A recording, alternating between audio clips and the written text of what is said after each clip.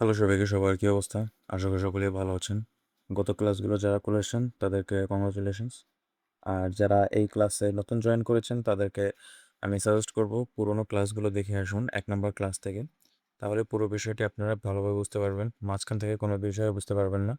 এবং আমি আরও সাজেস্ট করব আপনারা খাতা এবং কলম নিয়ে বসবেন, যাতে যে কোনো গুরুত্বপূর্ণ বিষয় ভালোভাবে নোট করতে পারবেন।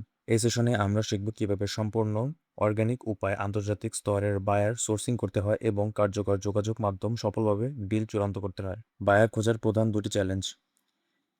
প্রথম চ্যালেঞ্জ ভুল জায়গায় প্রচেষ্টা করা, এবং দ্বিতীয় চ্যালেঞ্জটি হচ্ছে আস্থার অভাব বা ট্রাস্ট ডেফিসিট। অনেকেই না জেনে এলোমেলোভাবে ফেসবুক বা লিঙ্কডইনে ইনবক্স করেন, যা বায়াররা সরাসরি স্প্যাম হিসেবে চিহ্নিত করেন। সঠিক ডিজিটাল প্ল্যাটফর্ম নির্বাচন না করলে বায়ারের রেসপন্স পাওয়ার হার শূন্যের কাছাকাছি নেমে যায়। আন্তর্জাতিক বাণিজ্যে অপরিচিত কোনো দেশের নতুন সেলারের সাথে ডিল লক করতে বায়াররা ভয় পায়। সঠিক প্রফেশনাল প্রেজেন্টেশন এবং অনলাইন লাইসেন্সের প্রমাণ সঠিকভাবে উপস্থাপন করতে না পারলে ডিল ভেঙে যায়। ইন্টারন্যাশনাল বায়ার খোঁজার বৈজ্ঞানিক 5টি জাদুকরী চ্যানেল। 2026 সালের বাজার প্রযুক্তি ও ডেটা ইন্টেলিজেন্স ব্যবহার করে কিভাবে একদম জেনুইন আন্তর্জাতিক আমদানিকারকদের দোরগোড়ায় পৌঁছানো যায় তার গাইডলাইন। 3টি সেরা digital channel. LinkedIn social selling, দ্বিতীয়ত গ্লোবাল কাস্টমার ডাটাবেস, আর তৃতীয় B2B মার্কেট প্লেস। এখানে নিচে যে লেখাগুলো আছে এগুলো আপনারা নিজে নিজে পড়ে নেবেন, তাহলে বিষয়টি ভালোভাবে বুঝতে পারবেন।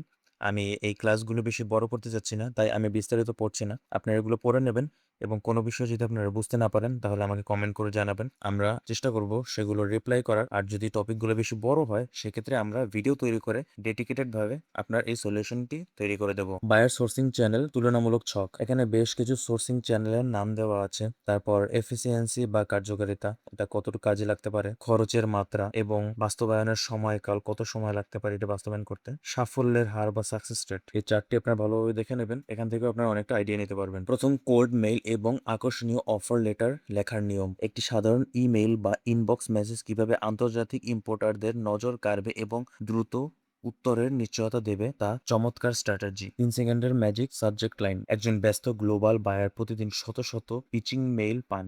আপনার ইমেলটি তিনি ওপেন করবেন কি না তা সম্পূর্ণ নির্ভর করে প্রথম 3 সেকেন্ডের সাবজেক্ট লাইনের আকর্ষণীয় উপস্থাপনার উপর। ধরুন আপনি যে একটি মেইল লিখেছেন, সেই মেইলই কিন্তু প্রথমে সাবজেক্ট লিখতে হয়। সবার আগে আপনি কোথায় পাঠাবেন সেই ইমেল অ্যাড্রেসটি লিখতে হয়, তারপর সাবজেক্ট, তারপর মূল মেইল। কিন্তু আপনি যখন আপনার ধরুন আপনি কারো কাছ থেকে কোনো মেইল পাচ্ছেন, তো প্রথমে কিন্তু আপনার যে সাবজেক্টটি আছে ওটি মেইল বক্সের যে মেইল লিস্ট, সেখানে উপরে দেখা যাবে ওই মেইলের সাবজেক্ট। তারপর সেই সাবজেক্ট যদি মানুষের পছন্দ হয় তখন মানুষ সেটাকে ক্লিক করে। এখানে দুটি উল্লেখযোগ্য বিষয় আমি নোট করে দিয়েছি।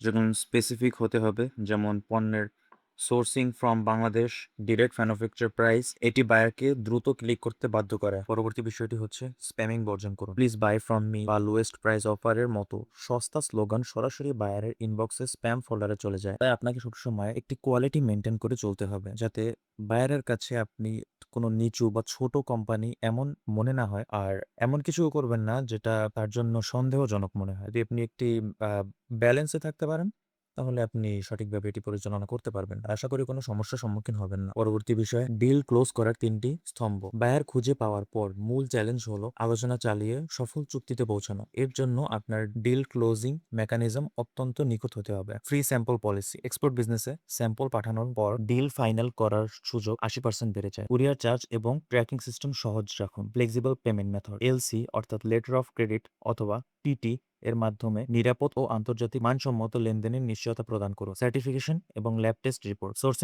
সোর্সিং করা পণ্যের প্রয়োজনীয় কোয়ালিটি সার্টিফিকেট যেমন আইএসও, ওইকেও, টেক্স এবং অর্গানিক সার্টিফিকেশন শুরুতেই প্রস্তুত রাখুন। এরপর স্লাইডের দিকে মনোযোগ দিন। 4 সপ্তাহে ফলো আপ উইক। প্রথম সপ্তাহে প্রথম যোগাযোগ, দ্বিতীয় সপ্তাহে রিমাইন্ডার ও স্যাম্পল, তৃতীয় সপ্তাহে কোটেশন ও দরদাম, চতুর্থ সপ্তাহে ড্রাফট এগ্রিমেন্ট। যে বিষয়গুলো ভালোভাবে পড়ে নেবেন, আর কিছু না বুঝতে পারলে আমাকে কমেন্ট করে জানাবেন। এখানে একটি চার্টে আপনাকে দেখানো হচ্ছে বাইরের ট্রাস্ট বিল্ড কিভাবে করতে হয় সেটা সম্পর্কে একটি ধারণা দেওয়া আছে। এটা ঠিকঠাকভাবে দেখে নেবেন, তাহলে একটি ভালো আইডিয়া পেয়ে যাবেন। আশা করি সম্পূর্ণ বিষয়টা আপনারা ঠিকভাবে বুঝতে পেরেছেন। যদি কিছু বুঝতে না পারেন সেক্ষেত্রে আমাকে কমেন্ট করে জানাবেন। আমি কিছু সমস্যার কারণে বারবার ভিডিওর মাঝখানে থেমে যেতে হচ্ছে, তার জন্য আন্তরিকভাবে দুঃখিত। পরবর্তী ক্লাসগুলো আমি আর একটু ভালোভাবে নেওয়ার চেষ্টা করব। এখানে একটি অ্যাসাইনমেন্ট আছে, এই অ্যাসাইনমেন্টগুলো আপনারা করার চেষ্টা করবেন।